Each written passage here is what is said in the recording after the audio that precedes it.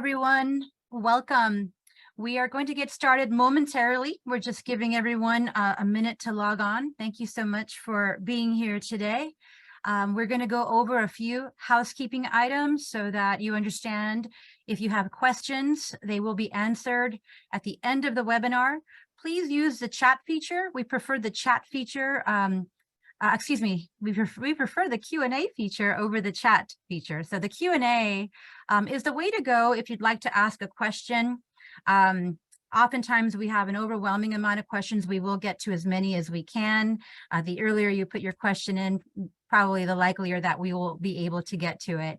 So once again, please use the Q&A feature for any questions that you may have. I am Jackie Wellberger with Belmont Village Senior Living. For over 25 years, Belmont Village has partnered with academic affiliates and healthcare partners to be on the forefront of research for you.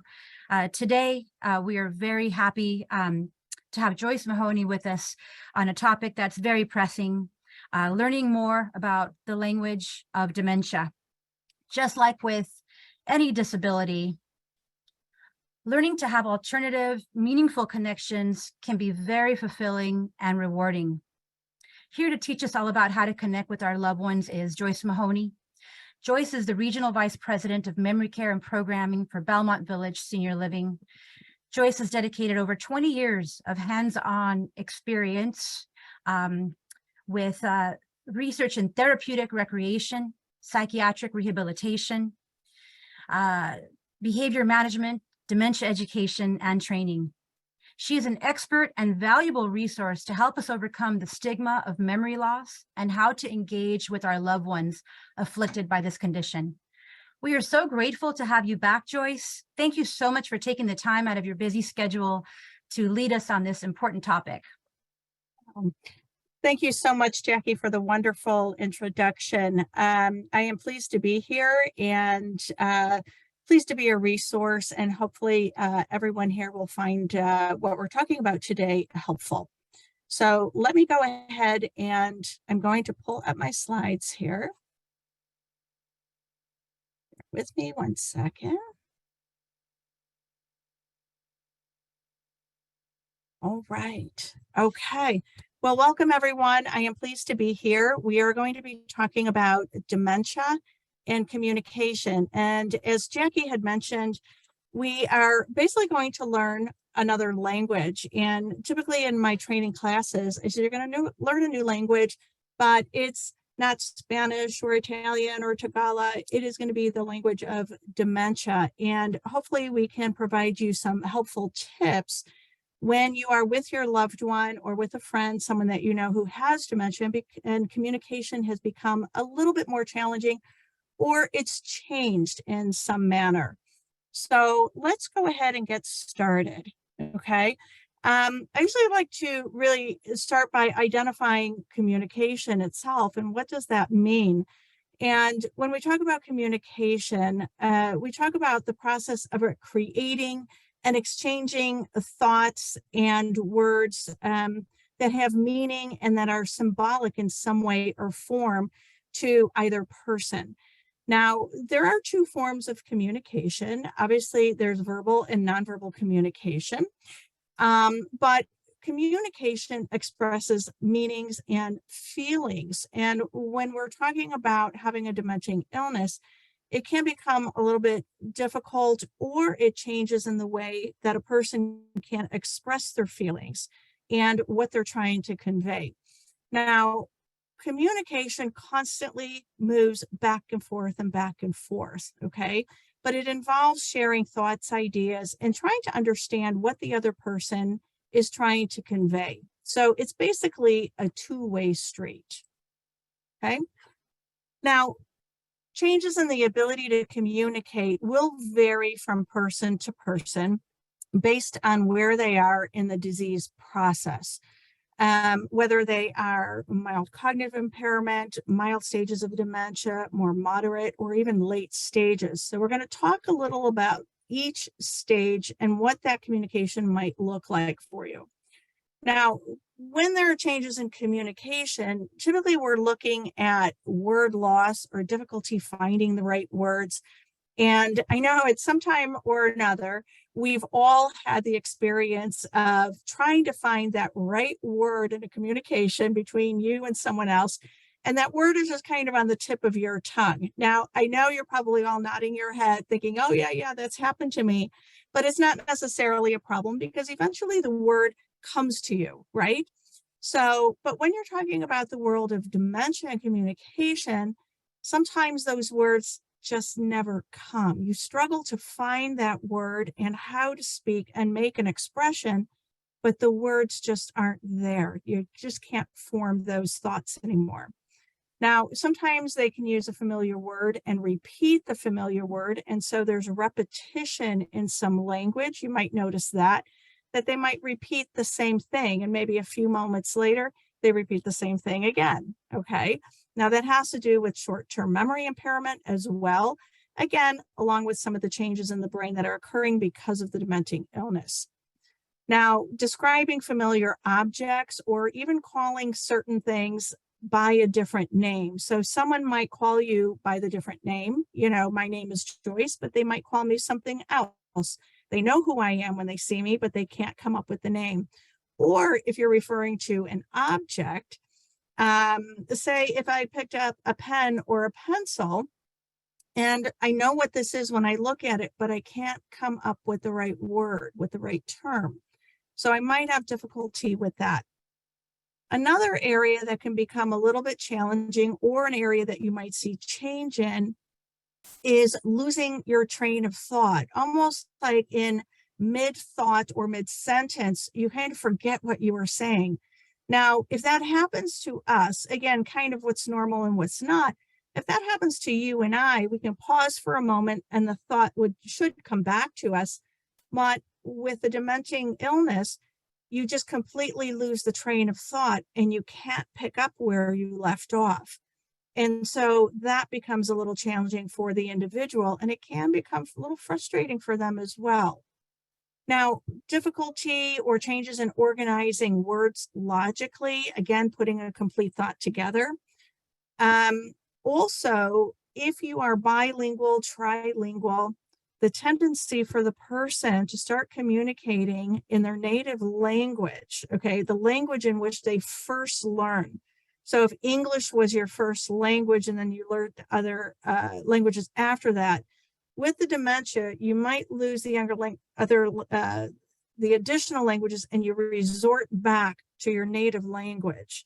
So if you learn Spanish first or you learn Italian first, you might resort to that language initially, okay?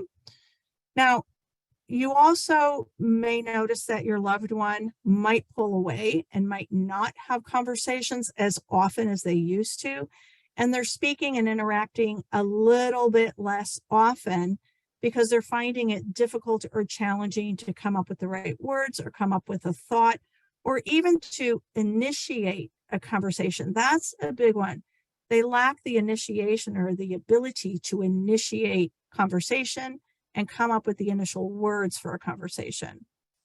So what happens is that as the disease progresses, we have the tendency to start relying more on gestures, body language, facial expressions, more than we do the actual words spoken. So we're going to get a little more into that, into a little more detail.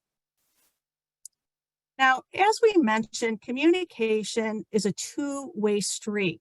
But now the communication is constantly going in a circular motion, okay? We send messages, we give messages, we receive messages. When we send message, we expect feedback from the sender to the receiver, back and forth, right? That's what we expect in normal conversation. Now, there has a tendency to also, depending where you are with your dementia progression, you might miss the words, you might have pause, there might be hesitation. So when the sender sends a message, when you're talking and trying to have a conversation, the receiver is waiting because maybe the sender, the person with dementia, can't come up with the right words. And there's a lot of hesitation and holdback of the conversation. The other thing that we need to become aware of is that when we're having a conversation, it's imperative that we attempt to have a conversation in an area that has minimal distractions, okay? So the environment in which we're in, if you're trying to hold a conversation or socialize and interact with your loved one, and the immediate environment is very noisy, or there's a lot of traffic, there's background noise, television, radio, music, those types of things can interfere with the person's ability to communicate. And they get so distracted that they're listening to all the background that they cannot concentrate and have a fluid conversation with you.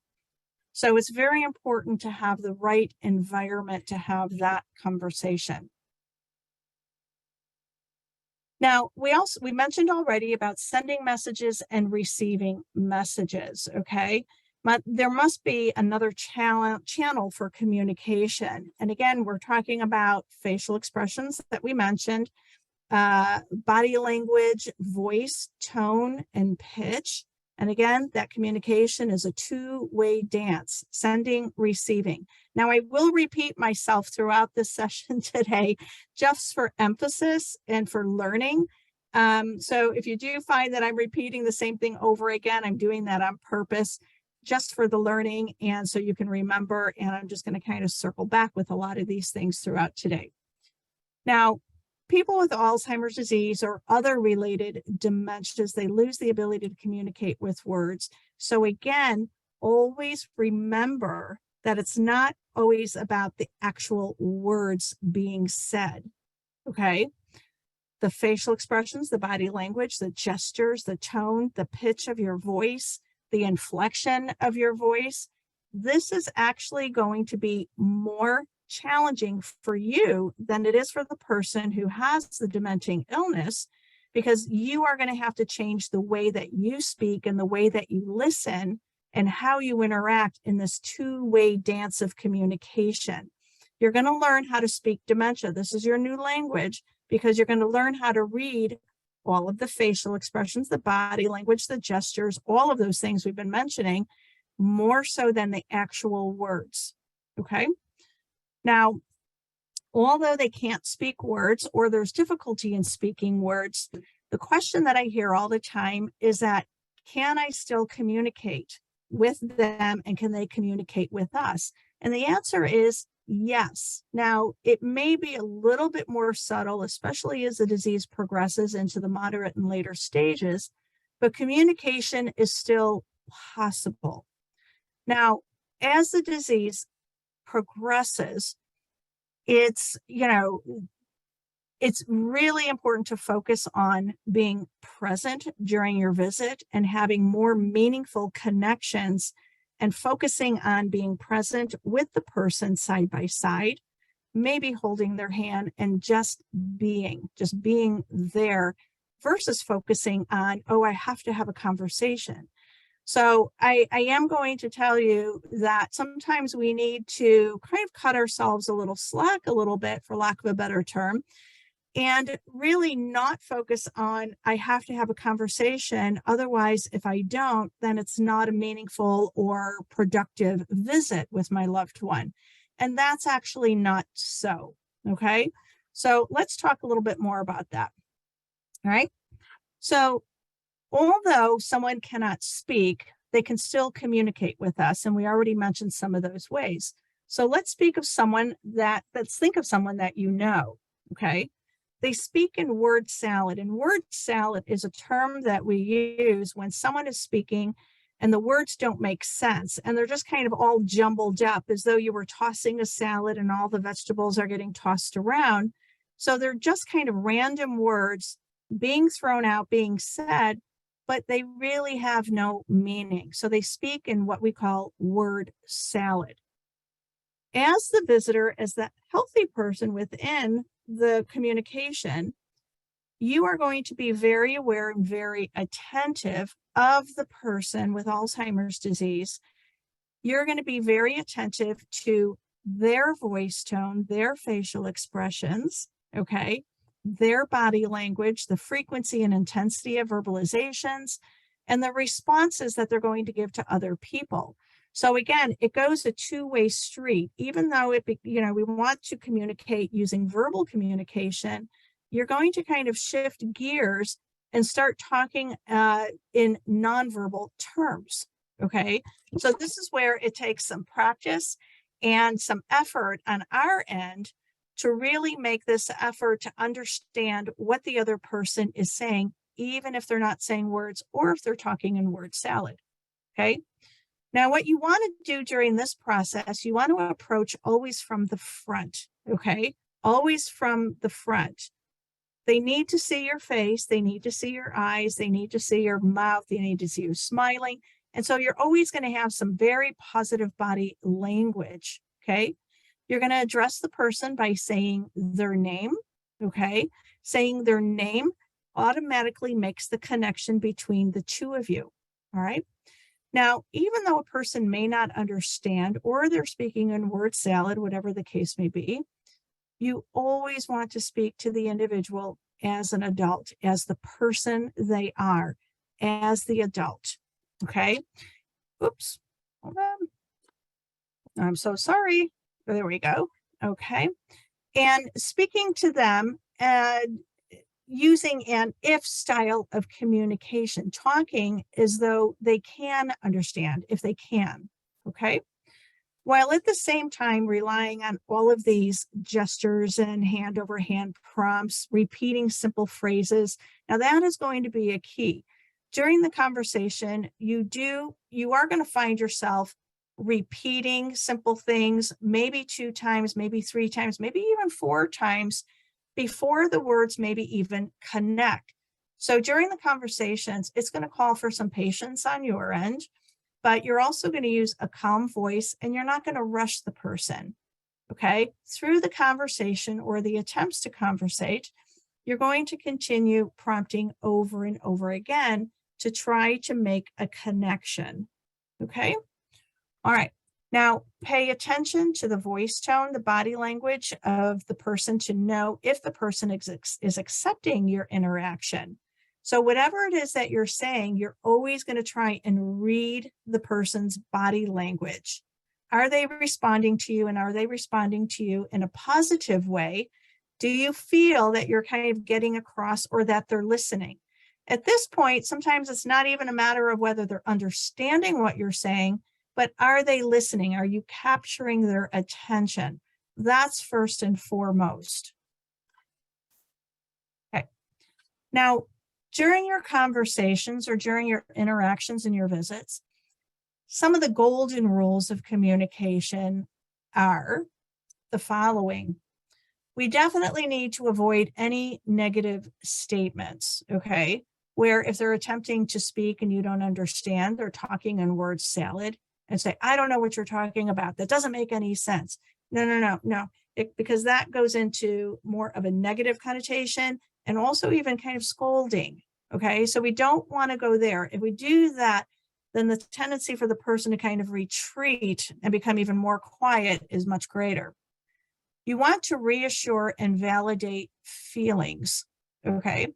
If the person's in a great mood, it's like, oh, this is wonderful. You want to validate whatever they might be feeling, okay? You're going to use a soothing voice. You're going to redirect through questions or even a new activity, okay? So if they're distracted or even if they're not paying attention or if you feel you're not connecting, change the subject, try something new, try a new topic, okay? One of the things that you don't want to do not lecture.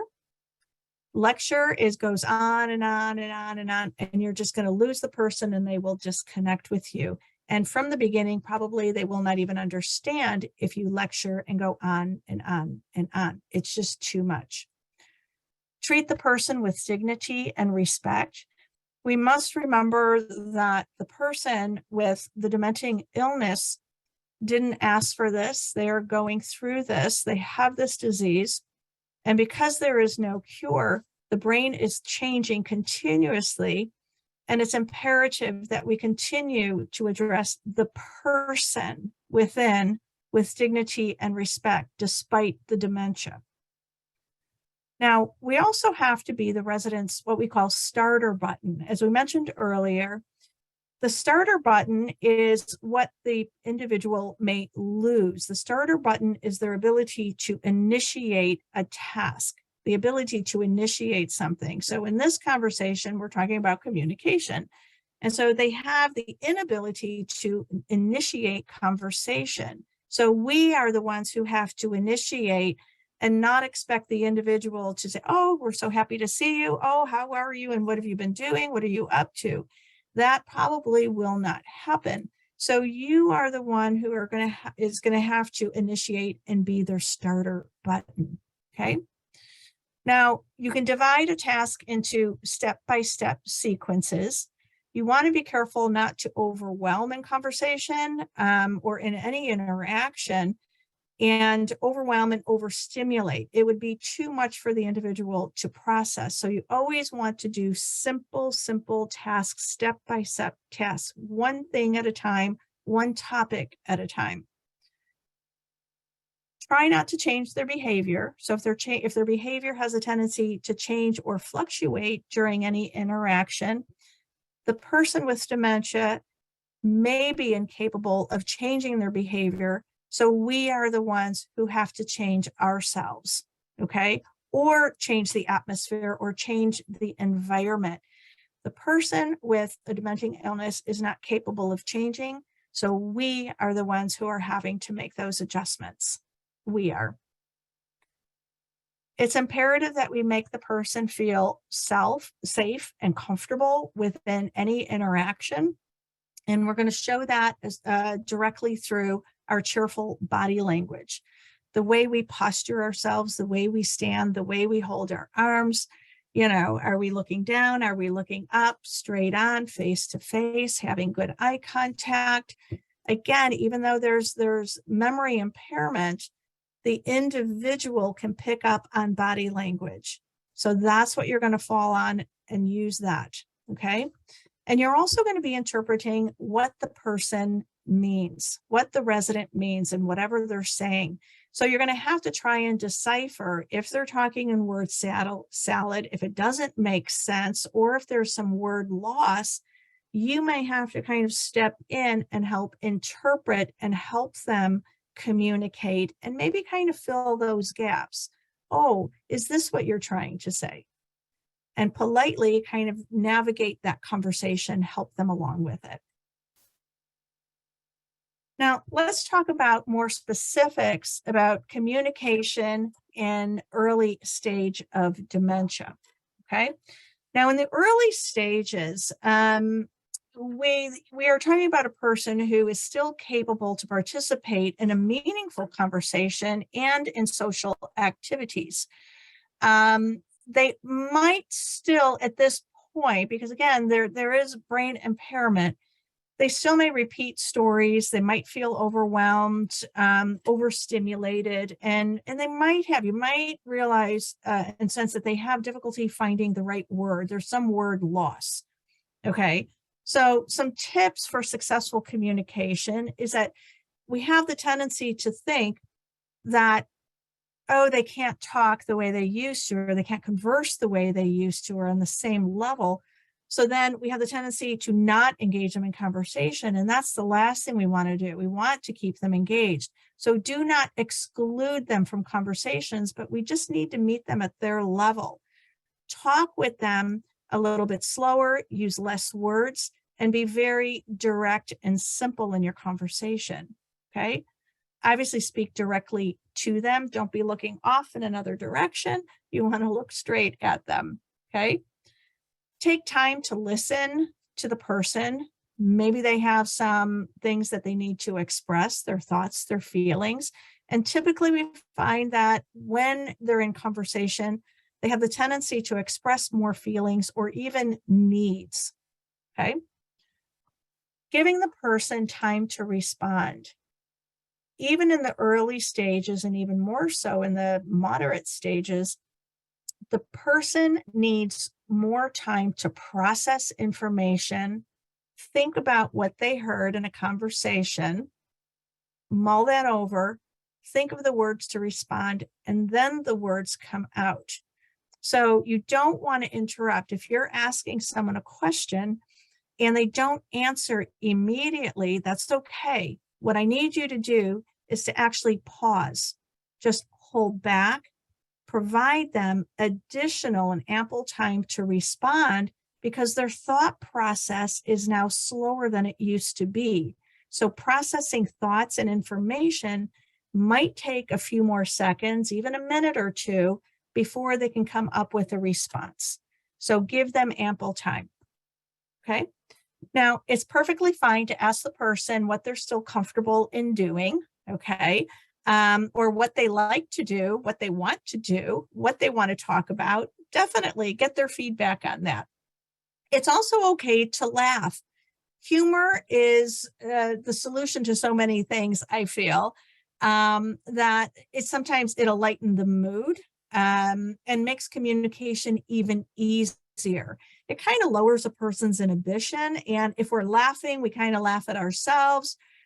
It just kind of lowers the intensity of having to have a fluid conversation. Because even in the early stages, the individual still might be very aware that they're having difficulty with this.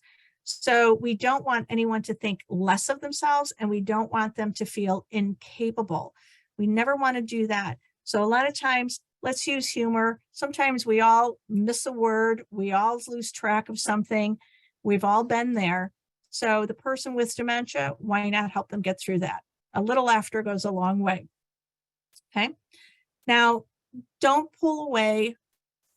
Again, some of the questions that I get when from family members and friends, I say, I don't know what to say. I don't know how to spend time with my friend or my family member.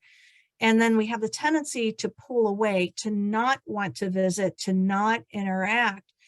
And here's the thing, here's the bottom line on that. This is when that person, that family or that friend is needing you most in their life, and you need to be there to support them, okay? It doesn't matter about this long in-depth conversation. It's about being present. It's about being there. And sometimes you can have a visit without conversation, and it can be just as meaningful to sit and hold someone's hand, maybe have a cup of coffee, and just be there. So don't pull away. They need your friendship. Okay.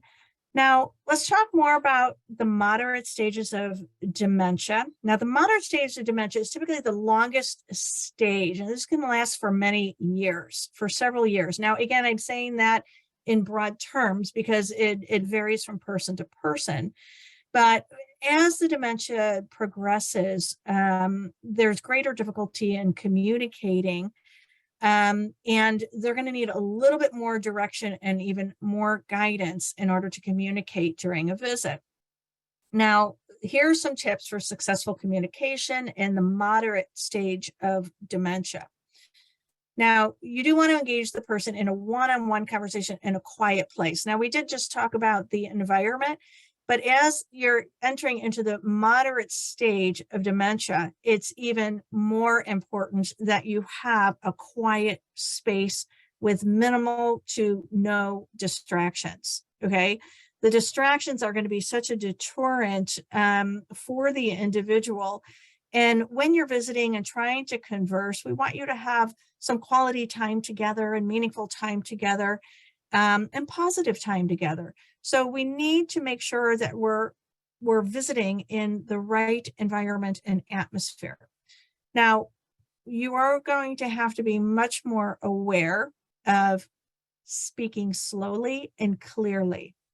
At this stage, I always emphasize that when you're speaking with the person, you need to speak slowly and enunciate your words. Don't go into long explanations, very simple and very direct. It could be yes, no, this or that, very, very simple, okay? You also want to maintain eye contact. Maintaining eye contact and also having that positive body language also conveys that you care, that you're attentive, that you're with that person. and it creates a more positive, stronger connection. So make sure that we're continue to be aware of that. Okay. Again, very similar to the earlier stage is that we need to give the person plenty of time to respond so that they can think about what they need to say. Again, that thought process, the speed at which we process information is slowing down even more than it did in the mild stage. So now we thought, well, in the earlier stage, maybe we needed to wait a few seconds, maybe 30 seconds or a minute. In the moderate stage, you may have to wait a little bit more. There might be more pause and more reflection before the person responds. If they don't respond, then you can repeat your question or repeat the statement. And if they're not responding verbally, then you're going to take a look at their nonverbal communication. Are they still there? Do they still have positive body language? Are they able to maintain eye contact with you? Are they smiling? Are they looking at you? So you're going to get your response, maybe not in words all the time, but take a look at all of that body language and the gestures. Okay, that's going to be your answer. So I told you, you're going to learn how to speak a new language. You're going to learn how to speak dementia. So it's not always in words, but it could be in other forms. Okay. Let's see. Ask one question at a time. Okay. Ask yes or no questions. For example, I put this example on here. So you want to make sure that we ask things in the appropriate way. Would you like some coffee rather than would you like something to drink? Or what would you like to drink? Asking the latter, what would you like to drink, forces them to have to think about, I don't know, what are my options? And it could actually, in the moderate stage, feel a little overwhelming versus you're asking them if they want something to drink, but you're already stating the option. Would you like some coffee? Would you like some tea? Would you like some water? So being more specific in your words. Okay. Listen and try to find the meaning behind what the person is saying. Okay. You're going to find that when someone says something and it might not make 100% sense to you, you might want to repeat to identify and clarify what they're trying to convey. Oh, you said this. Is this what you mean? Okay. So you just want to get clarification. All right. Now, again, don't provide lengthy requests. That may be overwhelming. No long conversations, these long stories. Keep it very, very brief. Okay. During the moderate stage, visual cues work very, very well. So say you're talking about family members or grandchildren, great-grandchildren, or there was a new baby that was born in the family. Bring a picture. Here's the picture. This is the new baby in the family. This is little baby John, so they have something, a reference point to look at based on what you're saying. This is the baby. Yes. So now I can conceptualize a better idea of what you're trying to communicate with me. Okay. And written notes can also be helpful. Sometimes writing things down, again, it also provides another visual cue. So if I'm writing something down, it might be exactly the same thing that I'm saying, but I'm hearing it and I'm seeing it at the same time. So it just reinforces the communication. So let's talk about the latter stage of Alzheimer's disease. Okay. Now the latter stage or end stage may last anywhere from weeks to months to years. And again, this also varies from person to person.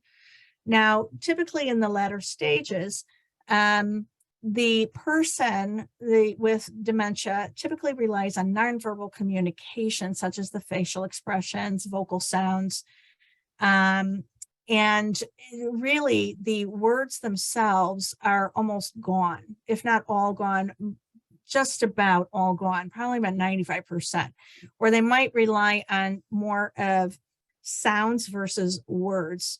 So you want to really hone in on the sounds, the pitch, the tone, the lasting sound of whatever they might be saying, the grunts, the moans, anything like that. So you want to really really hone in on that even more so, because the words probably are no longer there. Now, you're always going to approach the person from the front at any stage all the time from the front, and you're always going to identify yourself. Just like you were to greet anybody, you're going to see that person face to face and say, "Oh, hi, it's me, it's Joyce. I'm so happy to see you. You look great." Okay. Encourage nonverbal communication through this visit. If you don't understand what the person is trying to say, provide gestures, point, okay, provide suggestions. "Oh, is it this? Is it that?" Okay. And kind of it actually becomes a little process of elimination. And when the person, sometimes you realize you kind of hit it, it's like, "Oh, that's it. I figured out what they were trying to say." You might see a change in the facial expression of that individual, or maybe a little movement, maybe a little nod, something like that. Now, the nonverbal communication also becomes a little more subtle at this point, at the late stage as well. So you really, really are going to have to really concentrate and look for some of those subtle little movements or changes or sounds. Okay. Now, as a form of communication, we get more to the sensory aspect of communication, using touch, sight, sound, smells, tastes in order to communicate. So, for example, providing gentle touch, touching their shoulder, touching their hand, holding their hand. Again, it gives you a sense of connection, okay, and warmth, and it feels good to connect with someone. Okay. The sights, again, you can have photos, sounds, you can have music, smells, and tastes. Maybe if you have something for them to eat, sometimes something that has a very nice aroma, citrus fruits, even an orange. Open up an orange and smell it and taste it. Okay. So that experience can be very meaningful. All right. Now, you still want to consider the meaning behind words or sounds. Sometimes emotions being expressed are more important than what's being said. When you take a look at the feelings behind words, if someone is still ambulatory, which typically at this point they may be chair-bound or bed-bound, sometimes feelings behind words or sounds. So you're going to be really aware of the tone and the pitch of any sounds that they might make. Is this a feeling of pleasure? Is it a feeling of discomfort? So the pitch and the sound and the heaviness or the lightness of a sound is going to make a big difference. And so again, they're communicating something, but we are the ones who are going to have to try and figure out and decipher what is it that they're trying to communicate. Are they comfortable? Are they not? Are they in discomfort? Are they in pain? We need to be able to figure that out. And here's the thing, especially at the late stage, don't ever hesitate to bring someone else in if you are not able to understand what they're trying to convey or communicate. It can be challenging. Don't hesitate to bring in someone else that knows the person, okay? If they're in senior living, if they're living at Belmont Village, it's our caregivers, our pals, it's our nurses, it's our staff that get to know our residents so well, that any type of sound, movement, many of our staff can say, "Oh, yep, that's exactly what this means," and they come up with an answer. So don't hesitate to ask for help or that support. We all need it at one time or another. Don't ever hesitate to do that.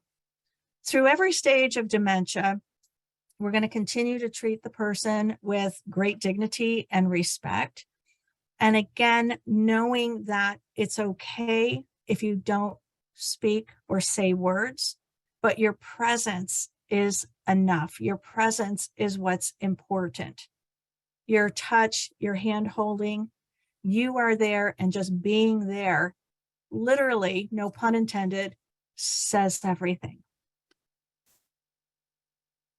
Now, page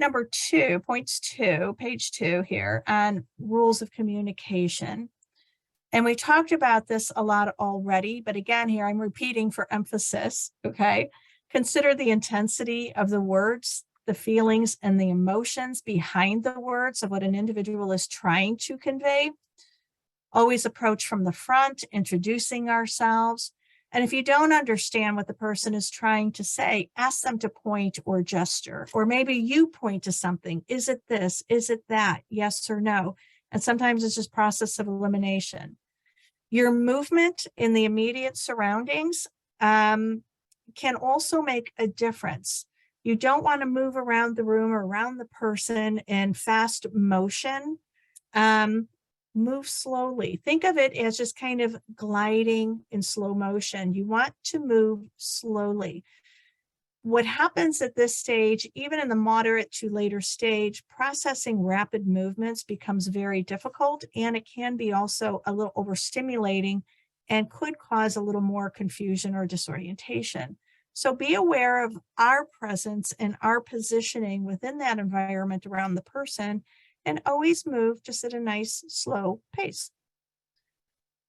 Communicate through one of the 5 senses, okay? Or relying on more than one sense in a communication with the person. Again, I use that example of the orange. You're smelling the orange, you can touch the orange, and you can also taste the orange. Smell, taste, and touch right there, okay?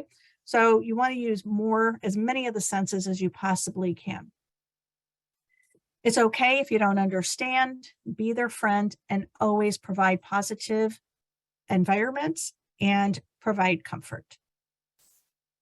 Okay. Now, building the bridges of communication. So sometimes there's some specific situations. It's like, okay, I hear from families and friends. They say, okay, well, this is what happened and this is what was said. How do I respond to that? Okay. So I came up with some examples here. If the person says, this is how you respond. Now, I'm not saying, here's my little disclaimer though. I'm not saying that, oh yes, this is always going to work if you say exactly this.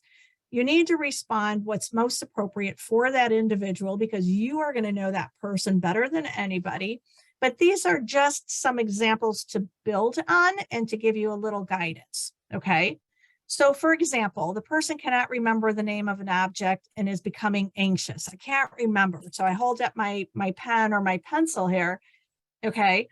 What do? Do I leave them guessing? Do I help them out? If I give them the right answer, then they're going to feel bad because they don't know.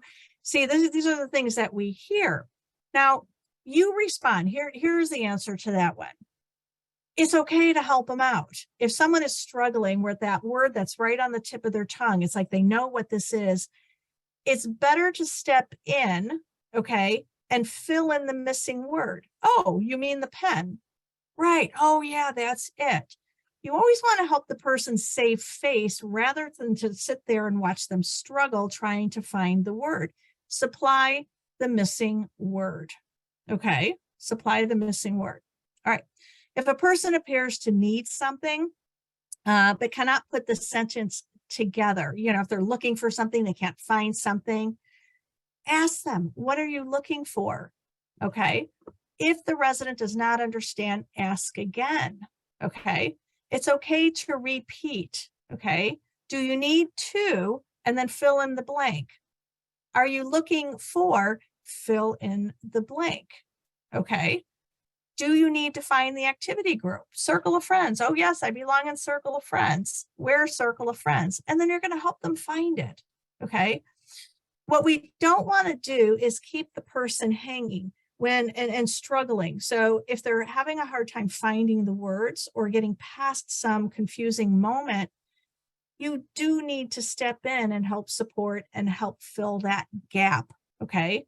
Don't let them struggle. Okay. Now, agitation is the only communicator, okay? You are going to want to listen for themes. We all get agitated at one time or another. We want to find out typically what the antecedent to the behavior is. Now, when I'm agitated with the only communicator, okay, listen for the themes, okay? She wrote that down. This is guessing that she is referring to ordering a meal. Come with me. I'll help you place your order. Okay. So if I'm in the dining room, I'm trying to place an order and the server is not understanding what I'm trying to say. You're going to try and pick out little words here and there to try and decipher what they're trying to communicate. Now, I'm not saying you're always going to come up with the right answer, but the attempt needs to be there. So you're going to listen for themes within the words that are being spoken. Okay, this is a good example of that word salad when things just kind of get mixed up. So now we just need to kind of pull it together. Okay. Now, a person makes repetitive vocalizations but cannot use the words. Again, you're going to watch for themes and body language. If sounds become angry and intense, notice the triggers. If the sounds are soothing and satisfied, notice those triggers. And we talk about preparing the environment to avoid any negatives, and we want to enhance the positives. Okay. All right. Okay, so here's a few more. If the person cannot understand words or sentences, you always want to simplify and break it down into simple components. Okay, use simple words and phrases, not long explanations. Okay, always watch your tone, your body language, cheerful body language, make sure that that's happening.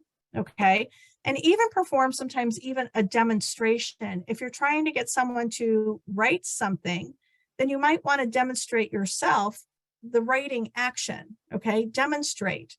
Okay, Mom, I need you to write your name. I need you to sign this. Okay, so you're going to give a demonstration. Or if it's eating, Mom, I need you to eat or drink this. Okay, you can actually put the cup, put it in her hand, hand over hand, and lift it up as well. Okay, all right. You want to use matter-of-fact tone, repeat demands. You need help. This is really important to you. You want to emphasize that what you're trying to communicate or what you're trying to help is as important to you as it is to them, without making them feel embarrassed or humiliated because they can't come up with the right words or they're not able to do something. You need to step in, okay? And keep your voice very calm, not monotone, but yes, very calm. Don't get heightened, like, oh my gosh, what's happening here? No, don't want to do that. So keep it very calm and being persistent with that, okay?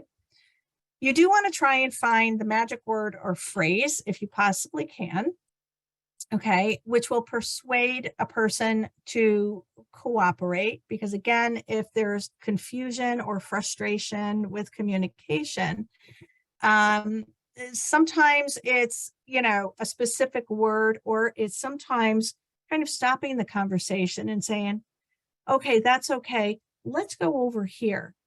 Let's get help here. Okay. Let's have time together, you and me. Very simple. Okay. Let me join you. Let's do this together, both of us together. Okay. So the person's not feeling alone and also incapable, that they have to be able to do something so well, and now they feel they can't.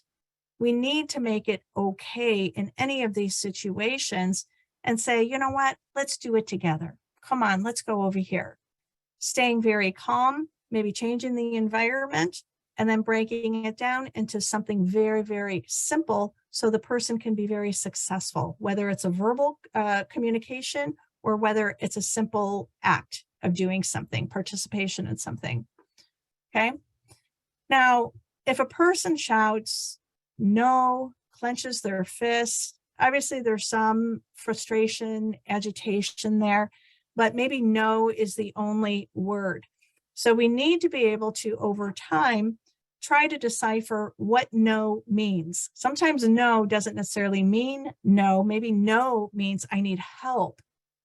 And when we hear no, we have the tendency to back off. So we need to be able to define no. We need to define certain words, single words that might come out. Okay. Now, if a person does clench their fists or anything, you do want to keep some space between you, because again, if there's a tendency for any type of aggression, you don't want to be in the middle of that either, whether it's someone else or whether it's your loved one. again, there's a difficult time being able to communicate or express emotions and behavior or express their needs and their wants. And so the frustration and the agitation might heighten.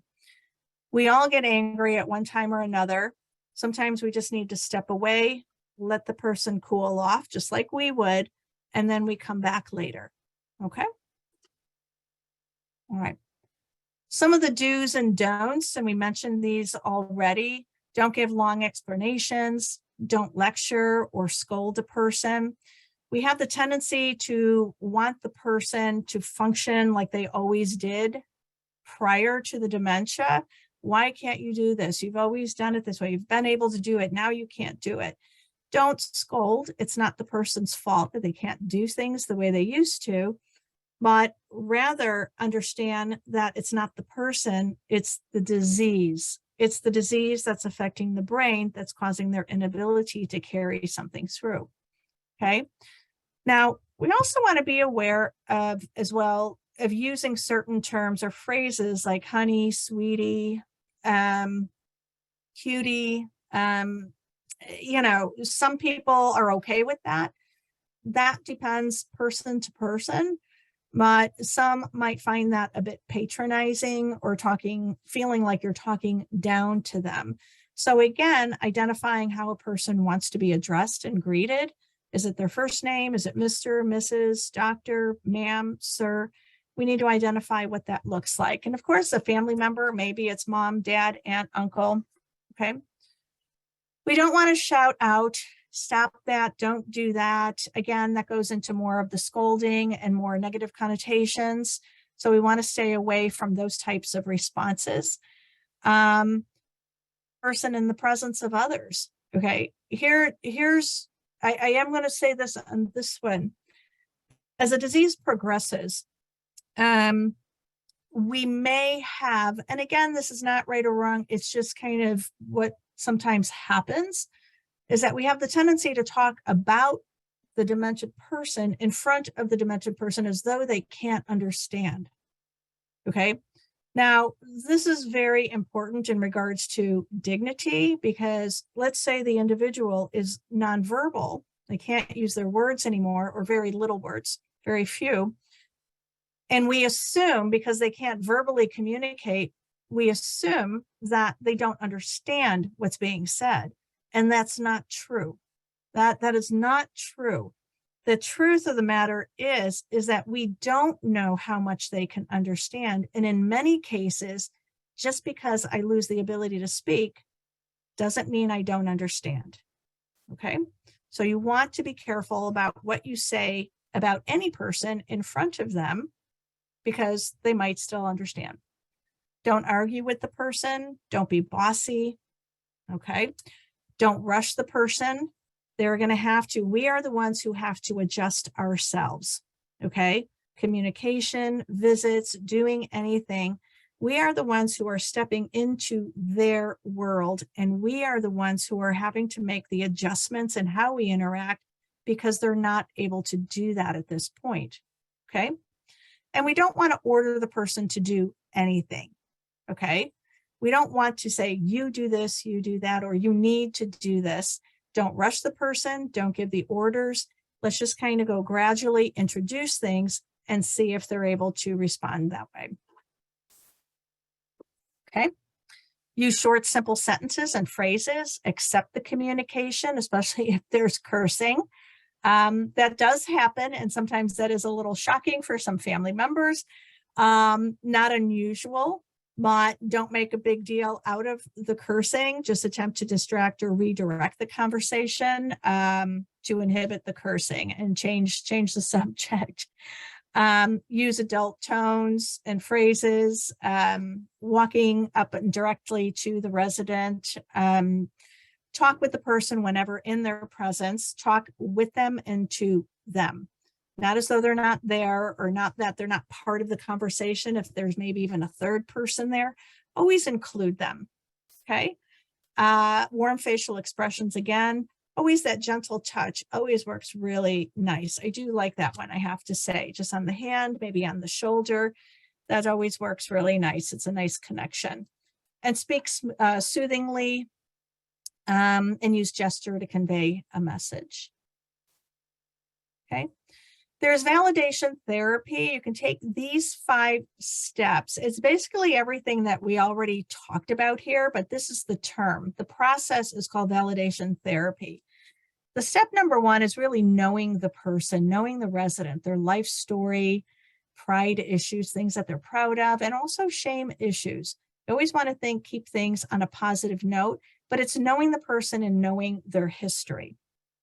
Having positive regard for the person, listening to words and body language, what feeling. See, the validation therapy is always honing in on the emotions and the feelings. That's a huge concentration in validation therapy.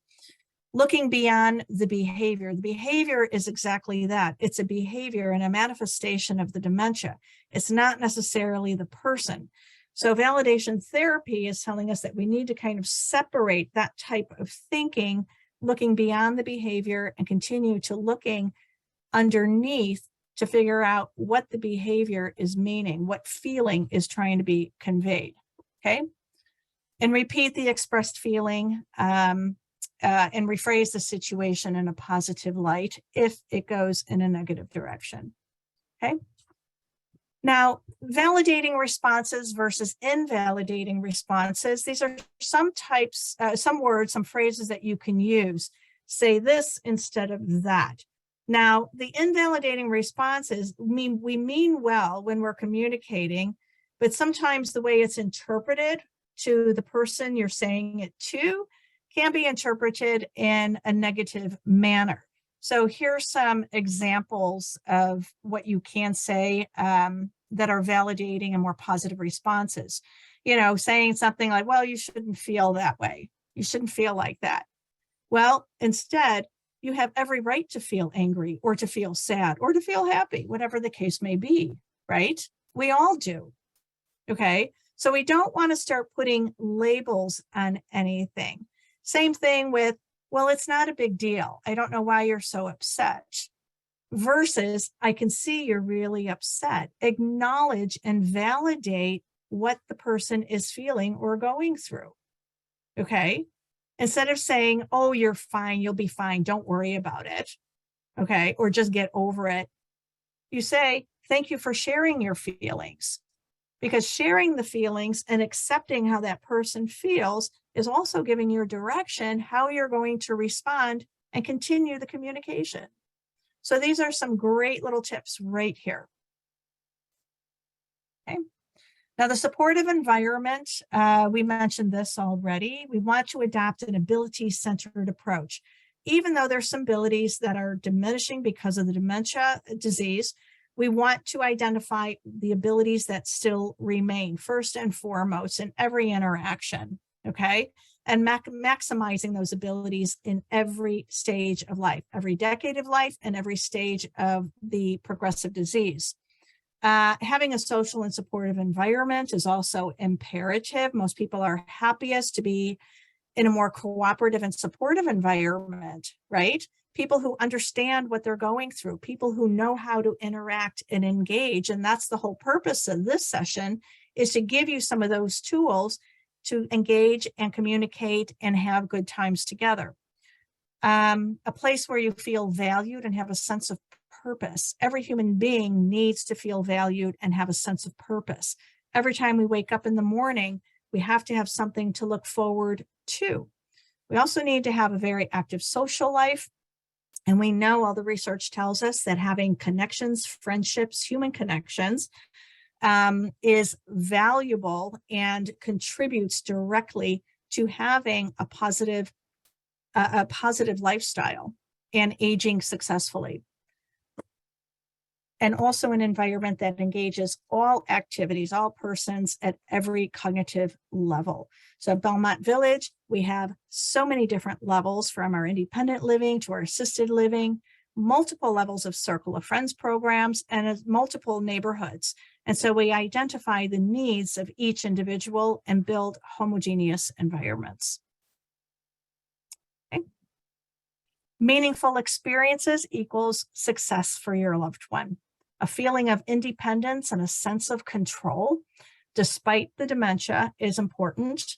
Having a perceived sense of freedom and autonomy, opportunities to continue to make choices and decisions in their day-to-day life, having that sense of purpose, contributions to the environment, the community, and to others, and enjoyment and relationships. Living in community living at Belmont Village, we build those friendships and those connections and those positive relationships. And that's what keeps us going and provides joy and happiness in each day, again, despite the dementia. Thank you so much for listening. I hope this was valuable to you, and I hope this gave you some helpful tips on how to communicate with your friends or loved ones with dementia. And we're happy to answer a few questions for you. Hi, everyone. Joyce, thank you so much. So many times throughout this presentation, I was just blown away by your answers. These folks, these are all true, tried, and tested. We will be sending out the presentation to you if you registered so that you can look at this again, because Joyce, you have really grasped so much of what it takes many of us years to learn. But the good news is that it is a skill that can be learned. It may seem like some people have a gift, but really you can learn how to do this with practice. And don't be so hard on yourselves, because we are professionals. But when you're dealing with your loved ones, when you're dealing with your spouse or your parents, it's not always as easy. So a lot of patience is required. We do have a couple of dozen questions, so I think we're going to have to get right to it. And first I need to ask Joyce, are you available for about 10 more minutes or so to get to some of these questions? Yes, that would be great. Okay, great. Well, let's go ahead and get started.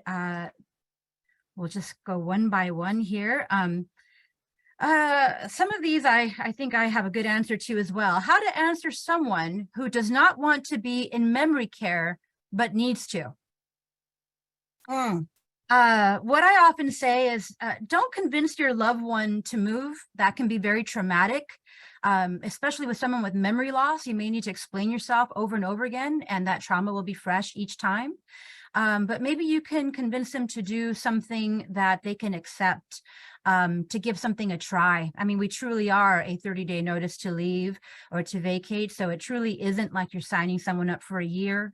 But I've seen people have to say little things like, we're going away for a little while, or we're working on the house, or we're working on the roof. We found a great safe place where you can stay for a little bit. Depending on what stage of their journey they're in, a person might be able to accept that they're going to give something a try, rather than they have to move. But Joyce, what do you think? Yeah. And I recently heard this as well, but introducing it, as obviously if we're introducing to our loved one that they need memory care, I wouldn't necessarily say memory care, but I would say community living. So introduce it as community living and an option to create friendships and be around other people and to live within an active lifestyle within that environment. There's so many things that we offer, and we have the tendency to focus on the care end, which is very important. Don't get me wrong. When you're introducing, it's really, you're asking the individual to change their whole life. You're asking me to move out of my house, and so it's kind of a little overwhelming. So if you start with like a little respite stay, let's try it out. And so kind of take those baby steps, and introduce community living to them. And whether community living means you're living in independent living or in memory care, try it out for a little respite. And then we want to see how the individual acclimates to the environment. That's exactly right. And honestly, folks, I often feel more concerned for the family members than the resident, because I know our residents are going to be showered with attention and all kinds of things to do. They're always fine. I tell the family, please take care of yourselves, make sure you're eating right, sleeping right, exercising. Okay, let's move on to the next question. My mother has Alzheimer's and I moved her to assisted living a little over a week ago. She often thinks someone is going to come back to pick her up and take her back home. It's along these same lines. Should I let her believe this and then be disappointed when it doesn't happen? Or should I tell her this is her new home, which leads to her sobbing if I do? Now, I will just quickly say a week sometimes isn't enough time to have established a new sense of trust with the staff that's there and to have a new routine. Sometimes it does take a couple of weeks before the person's reassured of their new environment. So give it a little more time. Joyce, what do you have to add to that?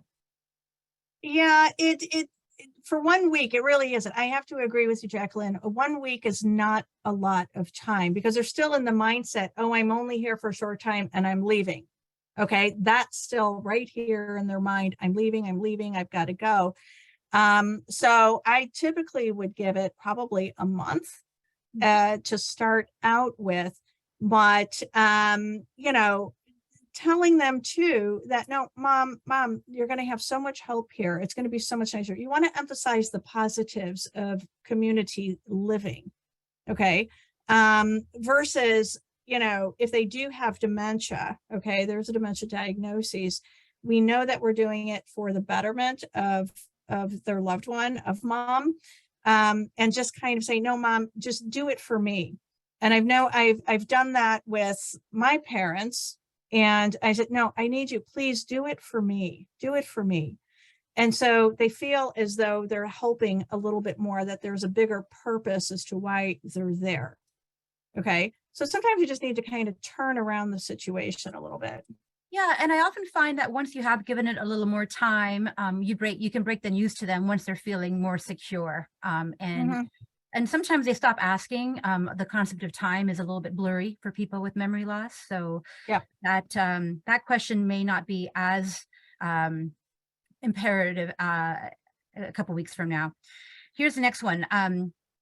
Let's see here. Please bear with me. Some of these are duplicates. I just want to skip over those. My aunt's independent living skills, as example, remembering to shower, are gradually deteriorating, but she has lost the ability to be aware of her competencies and therefore is not interested in our suggestions, which she also probably forgets to have someone come to assist her occasionally. Any suggestions on next steps? How might we find strategy that works? We're trying to find the balance between persuading and insisting, and we'd like to respect her autonomy. That's a good one. I mean, as far as her, this was hygiene about showers. Well, in most of our opinions, hygiene is typically not an option. Okay. But you see, she needs to feel that she's in control. A lot of times, some of the behaviors or the resistance to the behavior is because I'm feeling I'm not in control. So rather than cooperating with you, I'm going to push back and say, no, I'm not doing that because I need to maintain control. Sometimes it's better coming from the caregiver versus the family member stepping in, and they might be cooperative with another person versus the son or the daughter. But again, we need to be persistent in some of those things as well. The other thing is that, again, we're stepping into her world because she still feels that she's capable and she needs to continue feeling capable. And so if you put it in her hands and say, well, okay, mom, I know you didn't, we haven't showered. I'm just going to use the shower thing. We haven't showered today. So get her to say when that's going to happen. Well, is it tonight or in the morning? Mom, you tell me, you let them know. You see, it still gives her a perceived sense of control. Let her make some of the decisions, even though you're the one who's prompting the decision. That's really good advice, Joyce. And sometimes we also find out what the person really loves to do. Like if there's a person they really like to see, or they like to go to some place, or we're going to go to the social, and we'll say, we're going here, we're doing this today. So, would you like to get dolled up? What would you like to wear? Or whatever the question is to fill in the blank, right? And that usually gets someone to be motivated to shower. Here's our next question. My mother has advanced dementia and lives in the neighborhood at Belmont Village. Can you please provide tips for engaging her? Or, I know this sounds crazy, but ways to talk to her. I know not to ask her questions, but I am struggling to communicate with her at all. She will start to say something, then drift off mid-sentence. She can no longer communicate back and forth with me. I'm struggling and brokenhearted. I know we covered a lot of this during your presentation, Sometimes what I tell families is to join us for an activity. Sometimes just sitting there with your loved one while you're holding their hand, looking at each other, smiling, giving nice, powerful, and positive body language to each other, is just being there in the moment together. That helps. Do you have anything to add to that, beyond what Yeah, you already said? it's very difficult because it's very emotional for us. You know, we want so badly to have mom communicate and talk back, you know, have a conversation. And when they're not capable, when we see that they're not able to do something the way they did, it's heartbreaking. It is. And so that's why I talk about being in the moment, being present, hold her hand, maybe play some music, play some of her favorite music. It is sometimes just about being there and being in her moment. And if she can't finish a sentence or she says a few words and then stops midstream, it's okay. We have to tell her, we have to tell ourselves it's okay. And we have to understand what she's able to do and what she's not able to do. Okay. And if a few words is what she can do, then that's a good day. That's absolutely right. To the person who asked, how does dementia differ from cognitive impairment or short-term memory loss from drug use? Joyce did cover that in our previous session, Dementia 101, and the recording is available on our website. So if you just need some differentiators on the different kinds of dementia, she did a good job of going over that. Let me go ahead and move along here to our next question. Gosh, there's so many. Let me see here. One of the golden rules, do not try to change behavior. How should one approach a behavior that is harmful, such as not taking medications or not bathing? That does require change. And folks, we are going to have our next presentation will be on challenging behaviors. That will be September 20th at 12 p.m.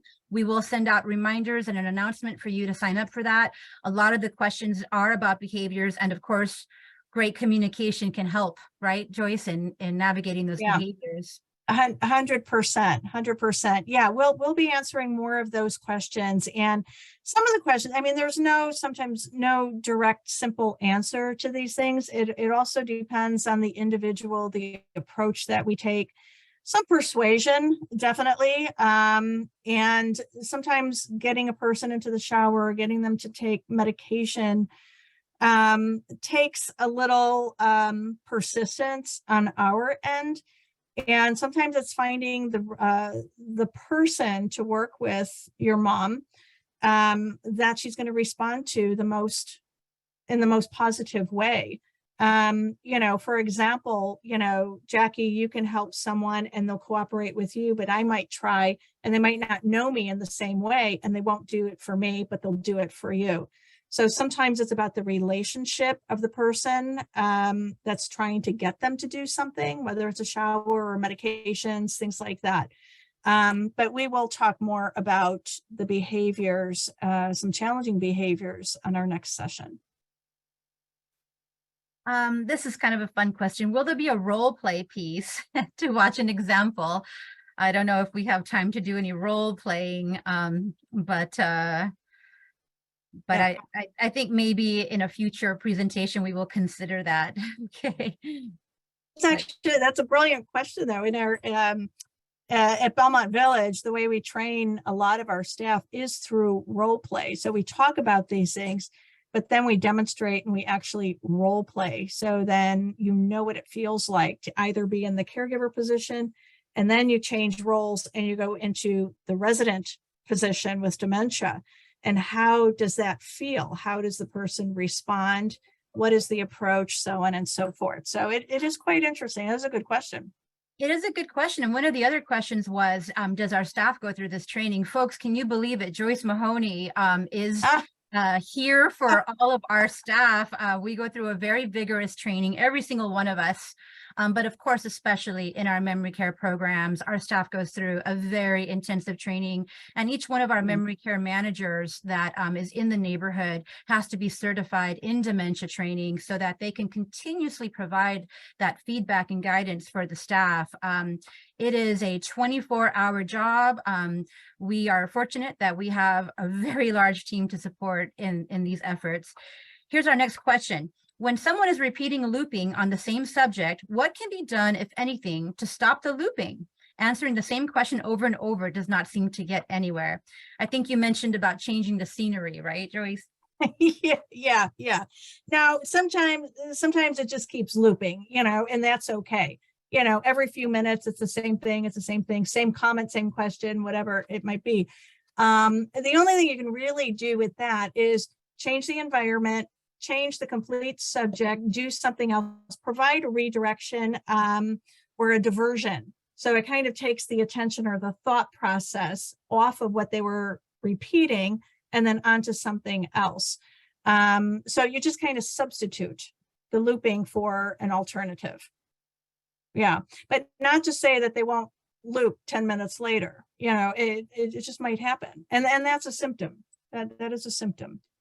It just might happen. We obviously we see many people with many different kinds of dementia, but I will just share a cute story that we had a woman that would loop, very, very quickly and all day. But we did have a show of samba dancers come in with really big headdresses, and they were explosive and fantastic.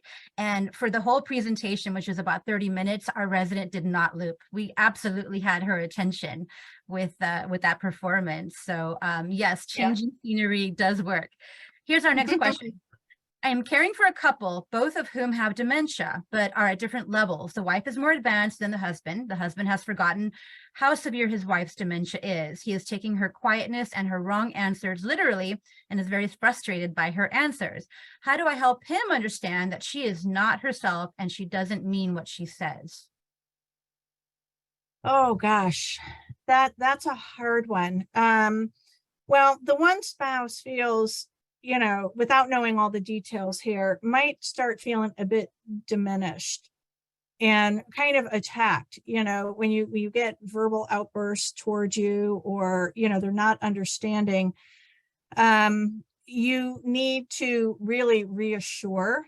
It's constant reassurance that this is what's going on. Now, for our end, we talk about looping. We're going to kind of loop and repeat with the reassurance, saying, it's okay. This is how mom is, dad, you need to understand, or vice versa.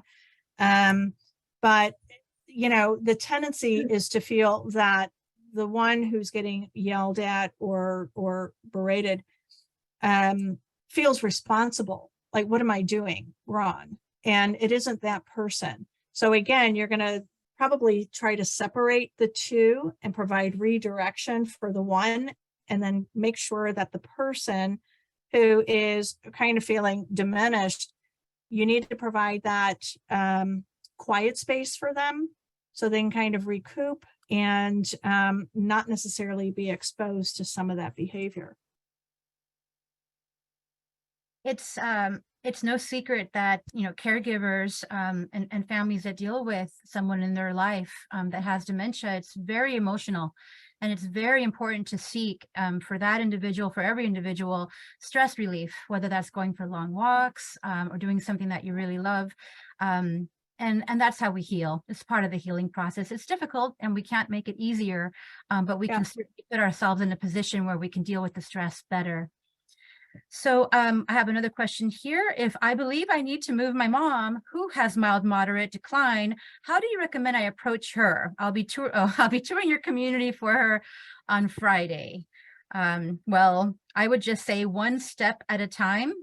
We don't want to convince someone to move, on their first visit to a community. That can be quite stressful. And at my community, we've been full for a very, very long time. And sometimes it eases people's nerves to know that, we don't have a space where they can move right into. They're just exploring the possibilities. They're just doing their research so that they can be in a better position to make a decision when needed. But usually the experiences are so positive. And families are typically very surprised by the positive impressions that their loved ones have when they visit our communities. There's just so much more going on. There's so much more attention and dedication to the individual than there is at home. I've been doing this a very long time, and I don't think I could stomach it if I hadn't seen so many thousands of successful transitions over the years. So don't convince them to move, just convince them to take the next step. Joyce, do you have anything to add to that?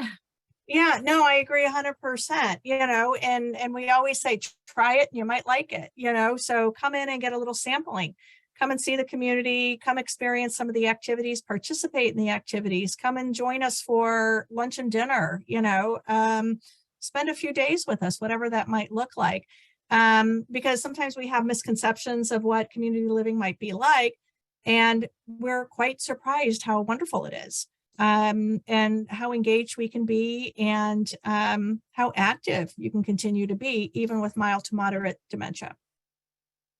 That's exactly right. I think we're pretty much running out of time. We do thank you for all of your time today, all of you. Couple of comments here that, when they take their folks to the doctor, that they talk about them in third person, and that's very disrespectful. Our loved ones that have memory loss can still feel, and they may not completely understand, but they get the idea, they get the feeling. Yeah. And so those Yeah. golden rules of communication that you have provided with us today, they truly are golden. Just invaluable information, Joyce. And Thank a you. lot of you have asked about challenging behaviors. Please remember that this is a 3-part series. So the next part will be September 20th, once again at 12 p.m. Pacific Standard Time. So whatever that time is for you, we will see you at the same time on Wednesday, September 20th. Thank you so much for being here, and we look forward to seeing you next time. Thank you, Anne, as well, for all your support behind the scenes there. Thank you, everyone.